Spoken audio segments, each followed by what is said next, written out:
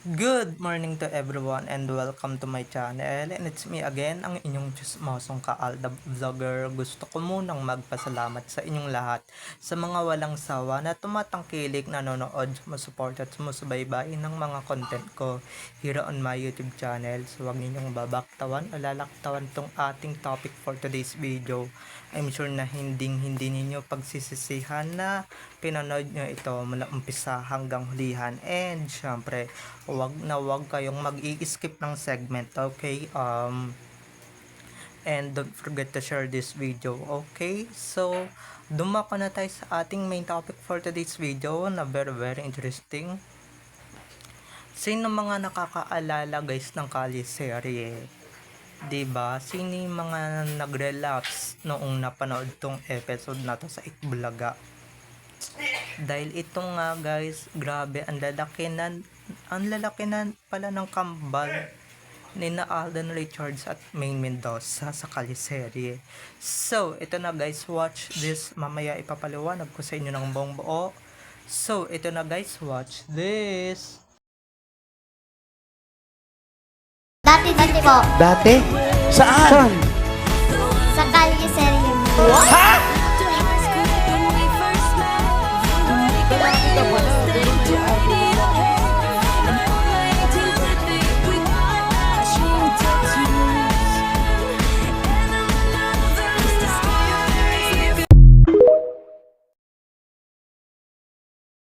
Dati po, Dati? Saan? sa Kalye Serye po. Ha? Kayo yung mga lola? Ano ba? Ang batang lola. Anong ginawa niyo sa Hindi, kaliserye? meron daw video, Alan. Ay, ayun nga! Ibinyag. Ibig sabihin, kayo tong dalawa na to? Hindi yan. Alin ba? Yung hawak mo, kuya. Yung mga bibinyagan. Ito yung kinig... Sino to? Sino to? Ako Ikaw po. Hindi, yung hawak ko. Ako po. Siya po. Ikaw. Kaya pala malapit ang loob ko sa'yo. Ibigyan ko aginaldo to. Anak ko ba to? Sila pala yung mga anak ng Aldab. Yes po. Kayo yung kambal ng Aldab. Yes po. Oo. Eh, Ako po si Richard Nidoro. Richard Nidoro. Yes po. Ikaw naman, Charmaine Nidoro Ah, po. oo nga. Charmaine Nidoro. Pero bakit isa, Richard, lalaki? Lalaki pinangalan sa'yo. Opo. Okay lang sa'yo yun? Opo. Kasi po nung nakaraan po, 5 pa lang po ako nun. Tapos nakita ko po yung video or yung sa gallery ng nanay ko. Umiiyak po ako. Sobrang iyak na iyak po ako. Bakit? Kasi ba't ako ginawang boy? Kasi istorya. nga, sa Sa istorya, istorya, yung kambal, lalaki at babae. Oo. Siya yung ginawang boy, siya yung ginawang Richard Nidoro. Eh, kasi, Tapos po nung mga lumalaki-laki na po ako, naintindihan ko na po, inaccept ko na po. Kasi natapos naman na eh. Nangyari tsaka, na po. ang pinakamaganda doon, Iha, ang galing mong umarting lalaki. Oo. Pero hindi namin halata, di ba? Lalaki ka pala, pero naiarte mong lalaki. Pero tuwang-tuwa siya sa'yo. O syempre, ikaw ba naman makikita na ganyan itsura eh. Pero kayo, nung nakikita niyo yung mga picture, ano yung nararamdaman niyo? Tapos nabalitaan niyo na rin yan, naikwento na sa inyo yung Kalye serye. Ano yung pakiramdam niyo? Na-proud po ako sa sarili ko. Talaga. Yes po, na-happy po ako kasi nasa Itbulaga na rin po ako. Oh. Mga ilang buwan kayo niyan? 4 months pa lang po. 4 months? Yes po. Pala. Talaga? Sino kasama niyo pala ngayon? Mami and daddy po. Saan? Ayun po. Ayun. Ayun, Alan, yung tatay, yung kanina mo pa tinititigan. Uy, hindi ko tinitingnan yung tatay. Ako ang tinitingnan ni Yun. tatay. Ang cute pala eh. Ang pogi ni tatay, ang pogi tuloy. Ang ganda ni mami. Mami, daddy, paano yun? Na-contact kayo nung sinabi sa inyo na gagamitin sa ganito yung mga bata? Pumayag ba agad kayo? Opo, bali, ang sabi po sa amin noon, parang wala pa pong nahanap na kambal. Tapos nag-send lang po kami ng photo, parang ano lang po yung 2 days, then nag-finale na po yung Kalye serye. Eh, maganda po yan kasi nung buntis po ako, talagang fan na fan po ako na Aldab. Sakto po talaga.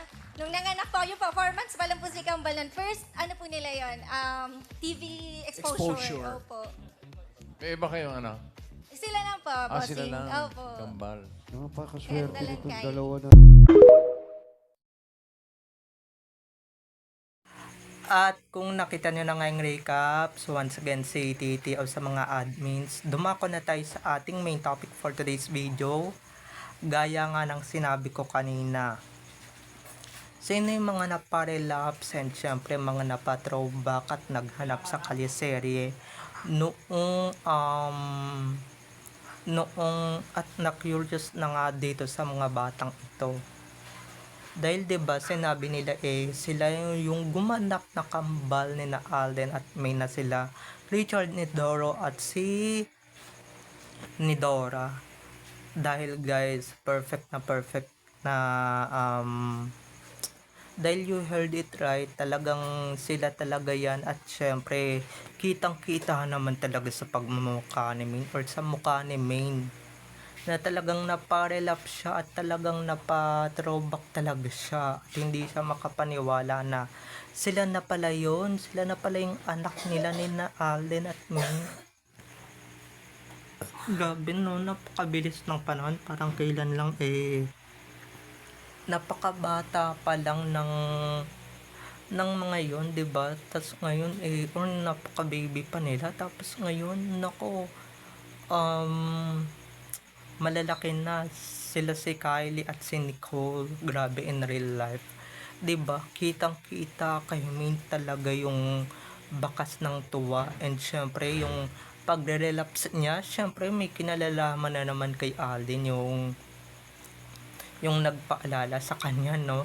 And eto lang 'di ba dati ayaw na ayaw nyo TVJ dyan sa Aldab, ayaw na ayaw ninyo dyan kay Alden at kay Maine, tapos ngayon sasabihin ninyo, ipaparamdam ninyo kay Maine na talagang very welcome na ulit yung Aldab. 'Di ba? Dahil sunod-sunod guys, napansin ko lang, sunod-sunod yung pag-relapse bukod nung July 16, 2025. 'Di ba? Or both nung July 16, 2025. Sunod-sunod na yung relapse, sunod-sunod na yung kunwari may question and kunwari may ganito may ganyan na may kinalalaman kay Alden talaga, 'di ba? Kala ko ba sukang-suka na kayo kay Alden or kay Tisoy, 'di ba? Sukang-suka na kayo dun sa tao, pero ano itong mga nababalitaan namin na 'di ba magpaliwanag na ganun nga tayo, 'di ba? Mga ka-ADN, once and for all lang once and for all. Nasusuka ba kayo dyan sa Aldab? Kasi 'di ba kung nasusuka kayo and syempre kung naduduwal-duwal kayo hindi nyo na dapat paalala kami na 'di ba hindi na kayo magkukuha ng mga bisita or ng mga visitors diyan sa show ninyo at ipapaalala yung kay Maine or yung mga segment na pinagsamahan nila ni Alden, 'di ba? Pero sila nga tong mga susunga-sunga, 'di ba? Ngayon guilty sila na hindi naman pala nila kayang mawala yung Aldab kahit na hindi man sa physical na nandiyan si Al, pero at least nababanggit pa rin nila yung memories, 'di ba?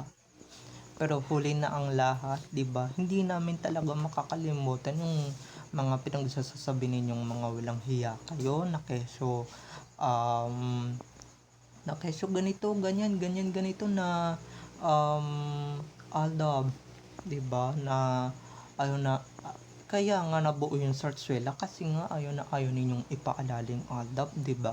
At ayaw ninyong maalala yung Aldab, tapos ngayon bigla kayong maghuhugas kamay at bigla ninyong maaalala yung kambal na batang babae sa kalyeserye, 'di ba? Bigla ninyong maaalala na ay sila pala to, samantalang noon, 'di ba? Parang nakalimutan nyo na talaga yung memories ng Aldab, pero ngayon binabalik ninyo, 'di ba? Para para utuin kami na manood kami ulit sa inyo. Ay nako, in your dreams, di ba? Kahit na 1,000 beses nyo pa ipaalala kay Main, 1,000 beses nyo pa kung i-relapse si Main or i-remind si Main dyan sa aldab na yan, never na kaming manonood dyan, di ba?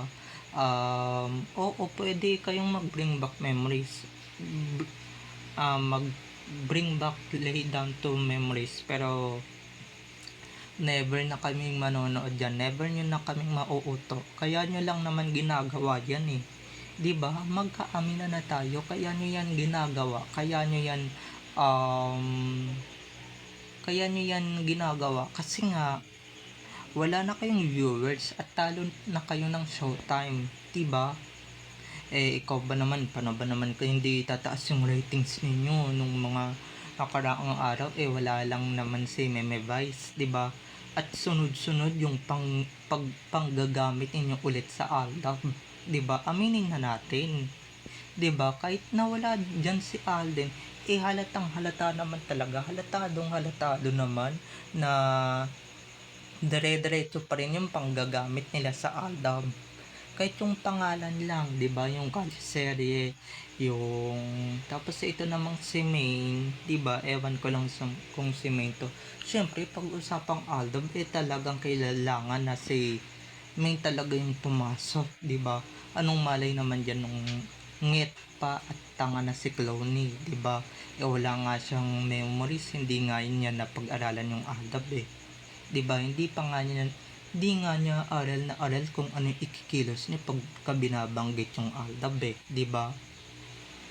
Kasi may natural talaga na napatahimik talaga ng ilang segundo, di ba?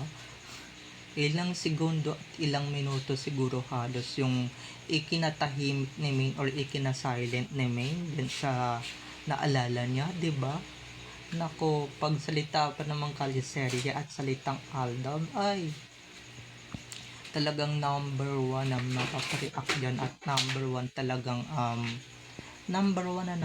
talagang mapapareact dyan. Siyempre, yung Diyosa talaga na at another half or other half ni Al na walang iba kundi si Dab, diba, na si Main. So, at syempre yung buong studio din na nagimbal and syempre natulala, 'di ba? Na di nila ini-expect na gano'n na pala kalaki yung naging anak-anakan ni na Alden at Main sa Showtime tuloy. Sa kalyeserye. Sorry guys, lots of judgment. Sorry guys, Showtime na kasi yung pinapanood ko eh. Kaya Showtime na ako ng Showtime. Pero sa Itbulaga talaga yung kalyeserye, okay? Pero, diba, at sinasabi siguro ng mga audience dun dahil alam ko naman na yung iba dyan is ADN or mga fans namin na at sinasabi talaga na akala ko ba hindi nyo nababanggitin at sinusumpa nyo na yung Aldab, diba?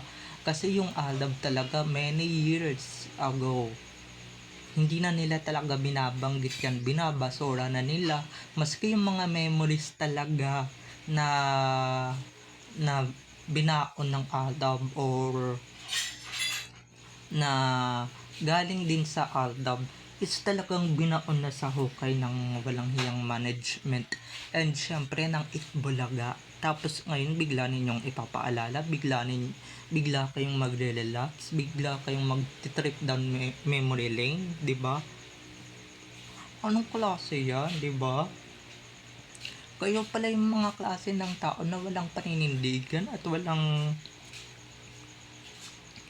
alam sa mga salitang ayaw na namin, di ba? Ayaw na namin, itatapon na namin yung mga memories. Hindi niya pala alam yung salitang yun. Ganyan sa bagay. Kahit wala si Meme Vice sa Showtime, is hindi niya naman talaga matatalo na yung Showtime. Dahil yung Showtime is 16 years na, magse-17 years na kayo nga tong ilang pong taon na sa TV or ilang 4 decades na sa TV, pero tignan nyo naman, napaka-struggling nowadays, di ba? Kaya siguro binabanggit ulit yung Aldab or binanggit ulit yung Aldab kasi nga trip nila ulit gamitin yung salitang Aldab. Trip ulit nilang gamitin yung salitang yun, and syempre banggitin sina Alden at May. Syempre pagka binanggit mo nga naman yung Aldab or pagka binanggit mo nga naman yung sa Kalyeserye, syempre manonood ka ulit doon, di ba? Manonood ka ulit, di ba? Nagpa-auto ka eh. Pero kung katulad ka naming ABN na talagang matalino talaga, and syempre may utak at may dignidad, may dignity, talagang hindi ka talaga manonood dyan, di ba? Dahil halatang halata naman talaga na ginagamit lang naman talaga nilang Aldab, di ba? Kahit nga binubuhayin ulit nila, 'di ba? At syempre papaldo na naman sila ng triple and syempre ng quadruple na salapi para lang sa Aldab, 'di ba?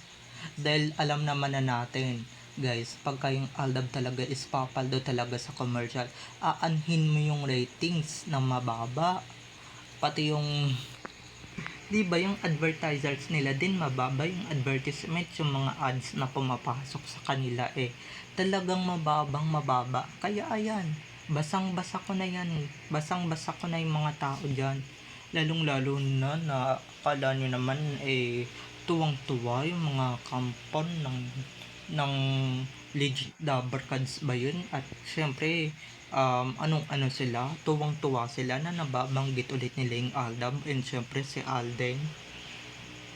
Hindi guys, hindi sila natutuwa, lalong-lalo na yung matandang hukluba na si anong tawag dito, si King Cobra.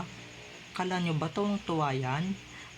Akala nyo ba natutuwa yan sa mga nangyayari? Kitang-kita nyo naman na nakaborangot yan, lalong-lalo na si King Kong, 'di ba? Na talagang isa din naman sa mga nagsalita ng masama against Aldab, 'di ba? And against Alden Richards. Kaya napaplastikan ako dito sa mga to Ginagamit lang naman nila muli yung Aldab. Syempre naaalala lang naman nila yung Aldab pagka yung bagsak na lugmok na sa ratings yung palabas and syempre yung programa nila. Pero samantalang dati na keso mataas yung ratings nila kuno, 'di ba? Hindi man lang nila naaalala, hindi man lang nila nababanggit, hindi man lang nila na shoutout. Oo, binabati nila si Alden nung birthday niya or during his birthdays tuwing January 2.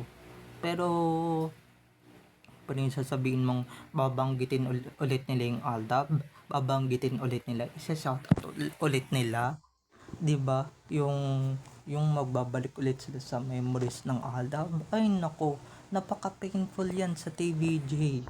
'Di ba? Napaka-painful din yan sa legit Dabber Cards, 'di ba?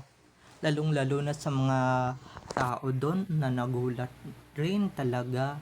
At syempre hindi makapaniwala na babanggitin ulit yung Aldab or mababanggit ulit yung salitang Aldab.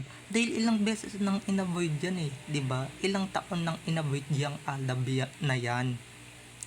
Ilang beses nang kumbaga ilang beses nang itinakoy yung Aldab na yan.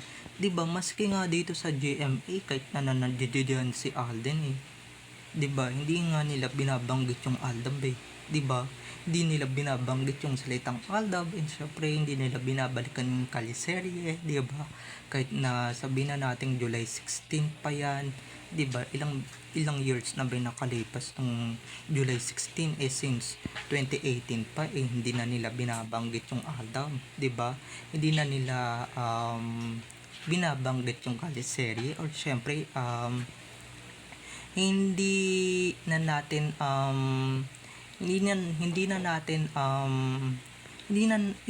binabanggit, hindi na nila 'Di ba? Ganyan sila kawalang hiya talaga pagdating sa Aldab. Tapos ngayon, 'di ba? Bigla nilang babanggitin, um, bigla nilang maaalala yung mga ambag ng Aldab sa show nila. 'Di ba? Samantalang dati nung diyan si Alden at si Maine buo pa yung Aldab, talagang wala man lang silang kapake-pakialam, 'di ba? 'Di ba, balikan na natin lahat ng kasamaan nila. Bukod sa Aldab, talagang may nagtanong lang naman kay VS or dyan sa Cobra na yan kung kailan ba talaga babalik si Alden noon sa Itbulaga, noong panahong nasa GMA pa yung Itbulaga. Ang sinabi ba naman ni BS ay naku, hindi namin talaga makakalimutan to ha. Hindi na, kahit hindi na namin kailangan, nandito naman kami. O, 'di ba? Tapos ngayon, babanggitin nila yung salitang Aldab or babatiin nila si Alden on national TV sa birthday niya since January 2, 'di ba? Nung January 2, 'di ba? Ano 'yan? Hugas kamay na para bang wala kayong sinabing mga ganong salita kay Alden at syempre syempre, masakit din naman kay May na hindi man lang nila naaalala yung Aldab o hindi man lang naaalala ng show kung saan siya nag-host, 'di ba? Hindi man lang nila naaalala na talagang ang laki nung naiambag ng Aldab sa poder ng Itbulaga. And syempre, buti pa yung showtime 'di ba? Madalas nababanggit yung Aldab. Kahit na hindi naman needed, 'di ba? Nababanggit 'yan, 'di ba? Sila halatang halata. Na need talaga nilang banggitin yung Aldab. Halatang halata. 'Di ba? So, bye-bye na mga ka-ADN. I love you all. Have a nice day. Keep safe and God bless everyone. Bye-bye. I love you all. Enjoy watching. Don't forget to subscribe to my YouTube channel and syempre don't forget to click the notification bell para pag nag-upload ako kayo agad ang unang-unang manonotify sa aking mga susunod pang i-upload na mga videos. Okay? So, bye-bye na mga ka-ADN. I love you all. Have a nice day. Keep safe and God bless everyone. Bye-bye. Enjoy watching.